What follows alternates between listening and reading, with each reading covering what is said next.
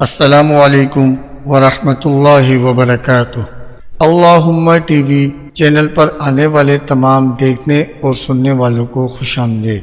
حدیث شریف میں ارشاد ہوتا ہے، جو ایک مرتبہ درود پڑھے گا تو اللہ سبحانہ اس پر 10 مرتبہ رحمت بھیجے گا اور اس کے 10 گناہ معاف ہوں گے۔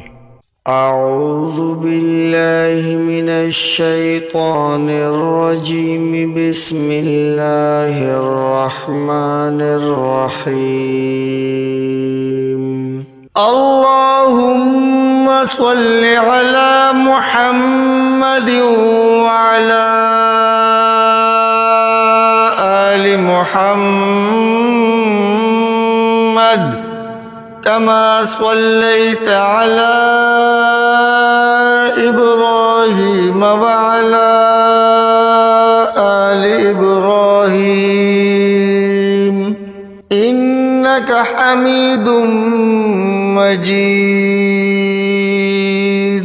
اللهم بارك على محمد وعلى آل محمد كما باركت على إبراهيم وعلى آل إبراهيم إنك حميد مجيد۔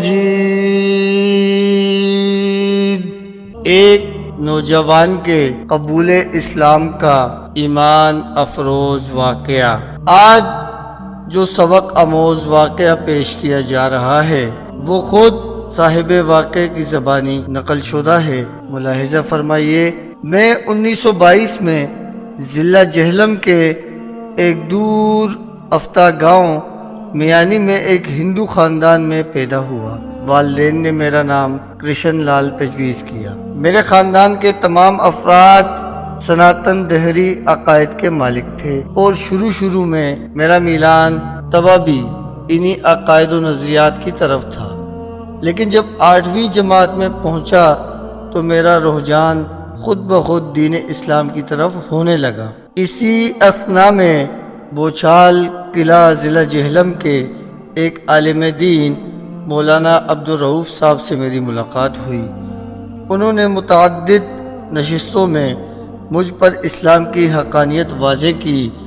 میں ان کے مواعظ سے بہت متاثر ہوا، لیکن میں ابھی بچپن کی منزل ہی کا راہی تھا، اس لیے اپنے آبائی مذہب، اپنے خاندان، اپنے بہن بھائیوں، اپنے والدین کو چھوڑنے کا خیال بھی میرے ننھے سے دل میں قیامت خیز زلزلہ برپا کر دیتا۔ میرا معصوم سا ذہن ایسی سوچ سے لرز جاتا جب بھی مجھے اسلام قبول کرنے کا خیال آتا۔ دل میں ماں اور بھائیوں کی محبت کا بہاؤ تیز ہو جاتا۔ بچپن کی نہ تجربہ کاری اور نہ پختگی میرے آڑے آتی اور میں کسی حتمی فیصلے پر نہ پہنچ پاتا۔ 1 مارچ 1938 کی سہانی اور مبارک رات میں نے ایک خواب دیکھا کہ مکہ معظمہ میں بیت اللہ کے عین سامنے کھڑا ہوں۔ سید الاولین والآخرین محمد الرسول اللہ صلی اللہ علیہ وآلہ وسلم، فدائے روحی ابی امی دیوار کعبہ سے تکیہ لگائے میرے سامنے جلوہ افروز ہیں اور ارد گرد صحابہ کرام رضوان اللہ علیہم اجمعین تشریف فرما ہیں۔ میں والہانہ جذبہ و شوق کے عالم میں صحابہ رضی اللہ تعالی عنہ کے درمیان سے گزرتا ہوا سید الانبیاء کی بارگاہ اقدس میں پہنچا اور مصافحے کے لیے ہاتھ بڑھایا تو حضرت صلی اللہ علیہ وآلہ وسلم نے اٹھ کر اپنے مبارک ہاتھوں میں میرا ہاتھ تھام لیا، جس سے میرے بدن کے ہر رگ و ریشے میں مسرت و شادمانی کی ایک عجیب سی لہر دوڑ گئی۔ فرمایا، کہو کیسے آئے ہو؟ مشرف بسلام ہونے کے لیے آیا ہوں۔ میں نے عرض کیا۔ یہ سن کر حضرت صلی اللہ علیہ وآلہ وسلم کا پر انوار چہرہ مسرت سے چمک اٹھا۔ میرا ہاتھ مقدس ہاتھوں میں تھام کر آپ صلی اللہ علیہ وآلہ وسلم نے کچھ پڑھا جسے میں اس وقت سمجھ نہیں سکا۔ پھر فرمایا، اب تم دولت اسلام سے محرور ہو گئے ہو۔ حسب معمول صبح آنکھ کھلی تو میرا ننھا سا دل خوشی کے جذبات سے معمور تھا۔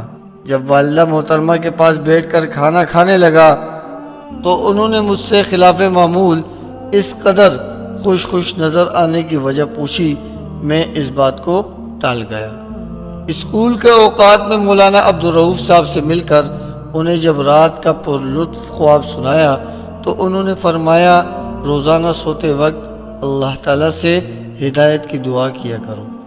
3 مارچ 1938 کو جمعرات کا دن تھا۔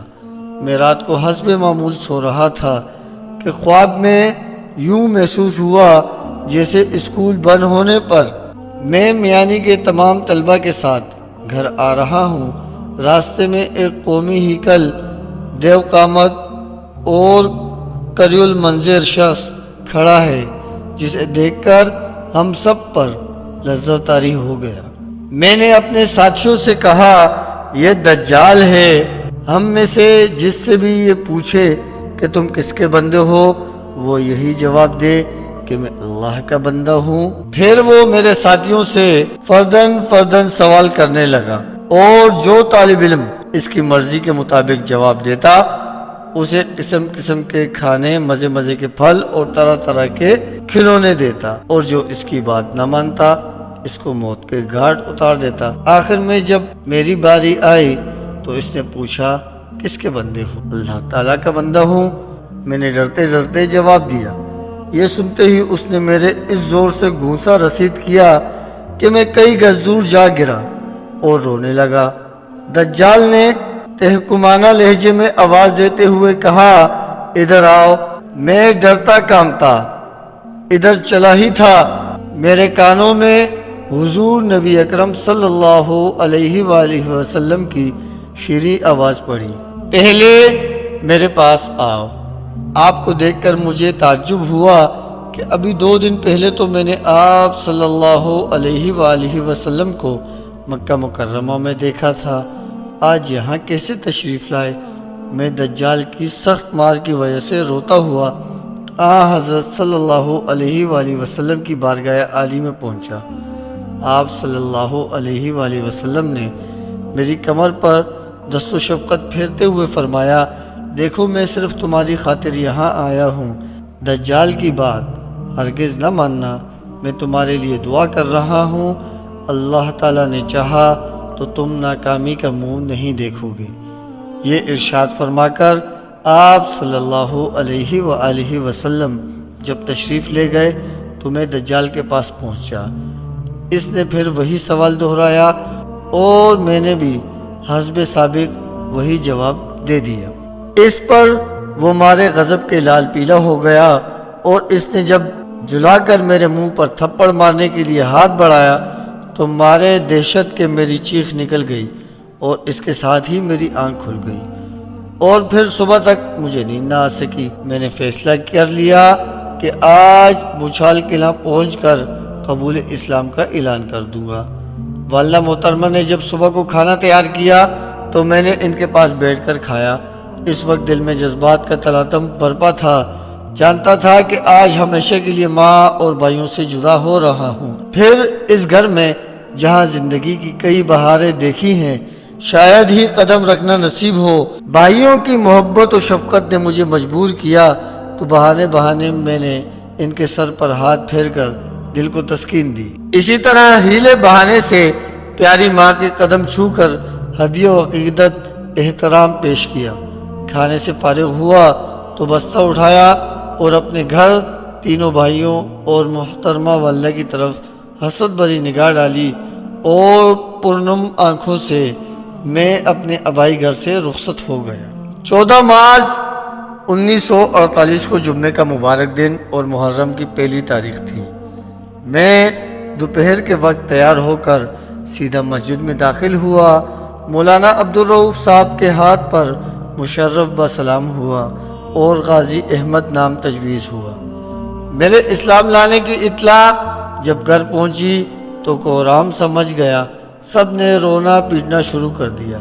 میرے والد صاحب کشمیر میں ملازم تھے، انہیں اور دوسرے رشتہ داروں کو بذریعہ تار مطلع کیا گیا۔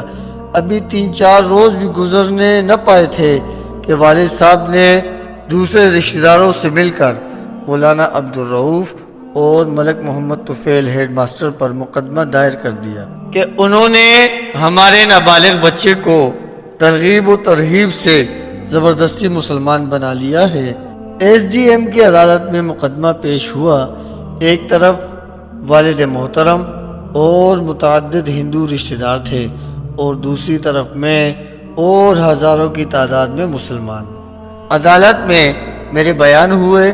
میں نے کہا میں اپنی رضا و رغبت سے مسلمان ہوا ہوں، میرے قبول اسلام میں کسی فرد و بشر کا ہاتھ نہیں، میں مسلمانوں ہی کے پاس رہوں گا۔ والدین کے پاس مجھے جان کا خطرہ ہے۔ جب فیصلہ میرے حق میں ہوا تو مسلمان خوشی سے نعرے لگاتے ہوئے عدالت سے واپس لوٹے۔ میرے والد صاحب بلا کب نیچے بیٹھنے والے تھے، انہوں نے مختلف عدالتوں کا دروازہ کھٹکھٹایا مگر انہیں کہیں بھی کامیابی نصیب نہ ہو سکی۔ پولیس نے ہندوؤں کے دباؤ میں آ کر بڑی تحقیق و تفتیش سے کام لیا مگر میرے رشتہ داروں کو اپنا مقصد حاصل ہوتا نظر نہ آیا۔ ہر عدالت میں ہزاروں کی تعداد میں مسلمان میرے ساتھ ہوتے جو اکثر اوقات بوچال قلعہ سے پیدل چل کر جایا کرتے۔ اس کے بعد والد محترم نے سیشن جج جہلم کی طرف رجوع کیا اور کہا کہ میرے نابالغ لڑکے کو زبردستی مسلمان بنا لیا گیا ہے۔ جہلم کے سرکردہ ہندو ان کے ساتھ تھے جنہوں نے مل ملا کر جج صاحب پر دباؤ ڈالا۔ عدالت میں پیشی ہوئی تو میں نے محسوس کیا کہ جج کا رویہ میرے بارے میں ٹھیک نہیں ہے۔ اس پیشی پر 2-3 حضرات میرے ساتھ تھے۔ جج صاحب نے مجھے دوسری تاریخ پیشی تک والد کے سپرد کر دیا۔ جب میں نے اپنے والد محترم کے ساتھ جانے سے انکار کیا تو مجھے زبردستی کار میں بٹھا دیا گیا اور دریا کے کنارے ایک مندر میں مجھے لایا گیا جہاں سارا دن میں نے رو رو کر گزارا۔ والدہ محترمہ کو جہلم بلایا گیا۔ انہوں نے مجھے دھمکی دی کہ اگر میں نے ان کے حق میں بیان نہ دیا تو وہ گھر پر زندہ نہیں جائیں گی بلکہ دریا میں کود کر خودکشی کر لے گی۔ دوسرے ہندو بھی وقتاً فوقتاً آ کر مجھے سمجھاتے بجھاتے اور قسم قسم کے لالچ دیتے رہتے۔ اسی اثنا میں والد صاحب نے ہندو اکابر کے اثر و رسوخ سے کام لے کر ڈسٹرکٹ ہیلتھ آفیسر جہلم سے میرے نابالغ ہونے کا سرٹیفکیٹ حاصل کر لیا اور اسے مقررہ تاریخ سے 1 دن پہلے ہی عدالت میں پیش کر دیا۔ جج صاحب نے جب مجھ سے پوچھا کہ آپ والدین کے پاس رہنے میں خوش ہیں تو میں نے نفی میں جواب دیا، لیکن افسوس کہ میری بات کسی کو وقت نہ دی گئی اور زبردستی مجھے والدین کے سپرد کر دیا گیا۔ تعجب تو اس بات پر تھا کہ والد محترم کے حق میں فیصلہ دینے والے جج صاحب مسلمان تھے۔ والد محترم بتایا کرتے تھے کہ انہوں نے ان صاحب کو رشوت دے کر اپنے حق میں فیصلہ کرایا تھا۔ اسی دن والد محترم مجھے ساتھ لے کر کشمیر روانہ ہو گئے۔ 2-3 دن جموں میں ایک پنڈت صاحب کے ہاں فروکش ہوئے۔ پنڈت صاحب نے بھی مجھے رام کرنے کے لیے ایڑی چوٹی کا زور لگایا مگر ان کے غیر معقول دلائل مجھے ذرا بھی متاثر نہ کر سکے۔ یہاں پہنچ کر میں نے مولانا عبدالرؤف صاحب کو خط لکھنے کی کوشش کی مگر کامیاب نہ ہو سکا۔ والد محترم نے وہ خط میری جیب سے نکال کر اپنے پاس محفوظ کر لیا۔ چوتھے دن والد بدرواہ کے لیے روانہ ہو گئے۔ بٹوت تک بس کے ذریعے پھر بدرواہ تک پیدل ہی راستہ طے کیا۔ دوسرے دن میرے والد مجھے ایک پنڈت کی میت میں گاؤں سے باہر ایک بلند پہاڑی پر لے گئے اور اپنے پاس بٹھا کر کہا، دیکھو میں اس مقدمے میں تم پر 10,000 روپے خرچ کر چکا ہوں، تم نے مجھے کہیں کا نہیں رکھا، خاندان میں میری ذرہ بھی عزت نہیں رہی۔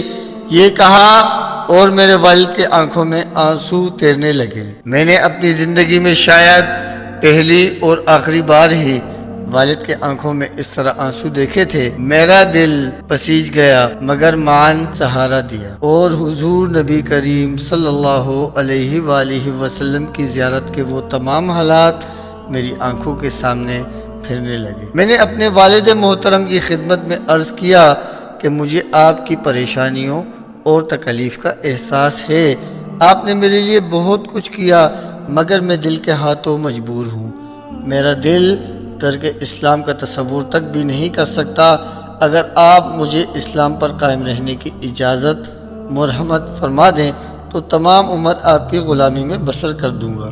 والد یہ سنتے ہی چھڑی ہاتھ میں لے کر مجھے پیٹنا شروع کر دیا، اور اتنا پیٹا کہ بدن سے خون بہہ کر سارے کپڑے خون آلود ہو گئے۔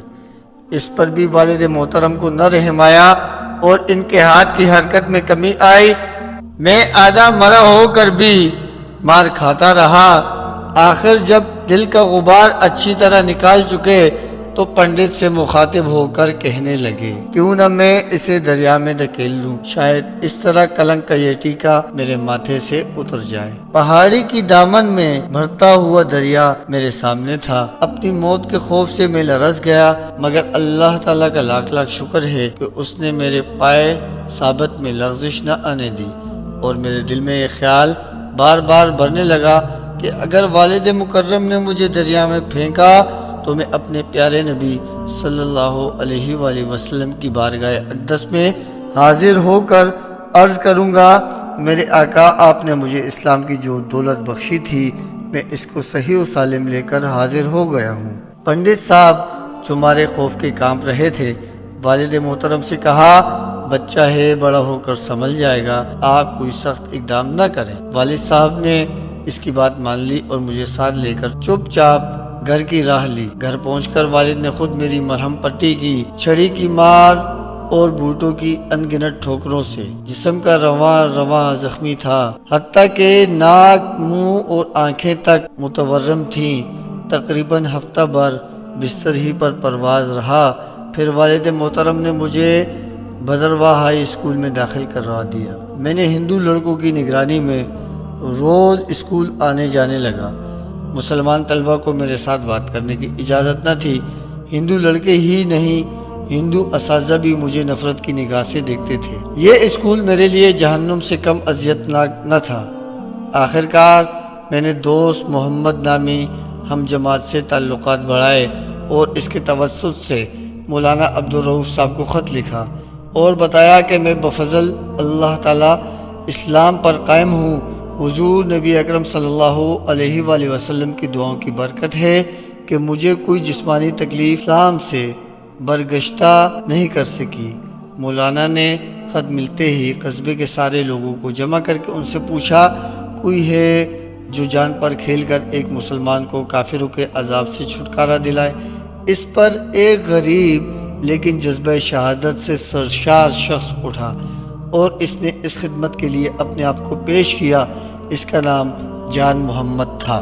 جان محمد اسکول کے اوقات ہی میں بھدرواہ پہنچ گئے اور دوست محمد کی وساطت سے جب مجھے ان کی آمد کا پتہ چلا تو میں تفریح کے بعد روتا ہوا اپنے ماسٹر صاحب کی خدمت میں پہنچا اور کہا، میرے پیٹ میں سخت درد ہے، مجھے چھٹی عنایت فرمائی جائے۔ ماسٹر صاحب نے چھٹی دے دی۔ میں نے بستہ اٹھایا، چھپتا چھپاتا آنکھ بچاتا ہوا مدرسے سے نکل آیا۔ جان محمد صاحب نے ایک مسلمان رہبر کو ساتھ لیا اور ہم بھدرواہ سے بھاگ نکلے۔ راتوں رات سفر کرتے ہوئے ریاست کشمیر سے نکل کر ریاست چمبا کی حدود میں داخل ہو گئے۔ پھر مسلمان رہبر واپس ہو گیا اور ہم دونوں تقریباً 60 میل سفر طے کر کے دوسرے دن صبح ڈلہوزی پہنچے۔ تھکان سے میرا برا حال تھا، کپڑے میلے اور پاؤں متورم تھے۔ شام کو براستہ پٹھان کوٹ جب امرتسر پہنچے تو میں نے اپنا آبائی لباس اتار کر دوسرے کپڑے پہنے اور امرتسر سے کھیوڑا کی راہ بھوچال کلاس پہنچ گئے۔ بس اسٹینڈ پر لوگوں کا ایک ہجوم پذیرائی کے لیے موجود تھا۔ والد کو جب میرے فرار کا علم ہوا تو انہوں نے تمام راستوں کی ناکہ بندی کرنے کے لیے تاریں دلا دی، لیکن جس راستے کو ہم نے اختیار کیا تھا وہ والد صاحب کے علم میں بھی نہ تھا، اس لیے ہم بچ نکلے۔ چند روز بعد والدہ صاحبہ سے ملاقات ہوئی۔ انہوں نے اشکبار ہو کر فرمایا، بیٹا ہمیں اس قدر ذلیل ہی کرنا تھا، پہلے بتا دیا ہوتا تاکہ خرچ کرنے سے تو بچ جاتے۔ میں نے عرض کیا، اماں جی میں نے آپ سے پہلے ہی کہہ دیا تھا کہ میں اسلام کو ترک کرنے پر کسی بھی صورت بھی آمادہ نہیں ہو سکتا، آپ میرے لیے کچھ نہ کریں۔ ہاں ویسے میں آپ کا غلام ہوں، آپ کی ہر خدمت میرے لیے سعادت کا موجب ہے۔ مجھے آپ کے وہ احسانات یاد ہیں، جب بھی میرے خاندان والوں نے مجھے ختم کرنے کی کوئی سازش کی تو آپ نے مجھے اس سے پہلے ہی اطلاع کر دی۔ اللہ تعالیٰ آپ کو خوش رکھے۔ میں نے والدہ صاحبہ سے صلح کر لی تھی اور اکثر والدہ محترمہ کی خدمت میں حاضر ہوتا رہتا، مگر والد محترم کو میں نے 6 سال بعد دیکھا تھا۔ راستے میں اچانک آمنا سامنا ہو گیا، مگر وہ بغیر توجہ دیے ہوئے میرے پاس سے گزر گئے۔ میں بھی انہیں بلانے یا ان سے ہاتھ ملانے کی جرات نہ کر سکا۔ 1947 میں تقسیم ملک کے موقع پر میرے خاندان کے تمام افراد ہندوستان چلے گئے اور میں اپنے مسلمان بھائیوں کے ساتھ پاکستان میں رہا اور اپنے آبائی مکان میں منتقل ہو گیا۔ 1950 میں والد کی وفات ہو گئی اور والدہ محترمہ اور 3 بھائی امبالہ کے قریب ایک گاؤں میں مقیم ہیں۔ 1941 میں میٹرک کا امتحان میں نے اسکول میں اول رہ کر امتیازی حیثیت سے پاس کر لیا۔ بعد ازاں میں نے علوم دینیہ کی طرف توجہ دی، چنانچہ 1942 سے 1948 تک مدرسہ خادم الشریعہ پنڈی کھیپ، مدرسہ عربیہ اشاعت القرآن گجرات اور دارالعلوم دیوبند میں علوم دینیہ کی تکمیل کی۔ 1948 میں مولوی فاضل کا امتحان پاس کیا اور صوبے بھر میں اول رہا۔ میرا ایمان ہے کہ یہ ساری کامرانیاں حضرت صلی اللہ علیہ وآلہ وسلم کی دعا کی مرہون منت ہیں۔ 1954 میں بی اے کا امتحان پاس کیا اور دونوں میں اللہ کے فضل و کرم سے فرسٹ ڈویژن حاصل کی۔ 1957 میں بی ایڈ کیا۔ 1958 میں ایم اے عربی صوبے بھر میں اول رہ کر امتیازی حیثیت سے پاس کیا۔ 1959 میں ایم اے علوم اسلامیہ کا امتحان دیا اور صوبے بھر میں اول رہا۔ ان تمام عنایت پر میں اپنے مالک حقیقی کا شکر گزار ہوں۔ اسلام قبول کرنے کے بعد میں نے اپنے اندر ایک بہت بڑا ذہنی روحانی انقلاب محسوس کیا، ورنہ اسلام لانے سے پہلے میں ایک متوسط ذہن کا مالک تھا۔ اسلام کے سایہ عافیت میں پناہ لینے کے ساتھ ساتھ اللہ تعالیٰ نے دینی اور دنیاوی ترقی کے دروازے بھی میرے لیے کھول دیے۔ اور دوسری بات جو میں نے اپنی علمی زندگی میں محسوس کی وہ نبی اکرم صلی اللہ علیہ وآلہ وسلم کی دعا کا اثر ہے۔ مجھے آج تک کسی عمل میں ناکامی کا سامنا نہیں ہوا اور حضرت صلی اللہ علیہ وآلہ وسلم کی دعا ہی میری زندگی کا سب سے قیمتی سرمایہ ہے، اور انشاءاللہ قیامت کے دن یہی دعا میری نجات کا باعث ہوگی۔ آمین ثم آمین۔ اس واقعے سے حاصل بے شک ایمان کی حلاوت کا اپنا ایک مزہ ہے، اور جب ایک مسلمان اس پر ڈٹ جائے تو یقیناً اللہ کی مدد بھی آتی ہے۔ اللہ تعالی ہم سب کو اس واقعے سے سبق حاصل کر کے ایمان پر استقامت سے جمع رہنے کی توفیق عطا فرمائے، اور حضور صلی اللہ علیہ وآلہ وسلم کے بتائے ہوئے طریقوں پر چلنے والا اور ان طریقوں کو عملی طور پر اپنی زندگی میں ان کو اپنانے کی توفیق عطا فرمائے۔ آمین یا رب العالمین۔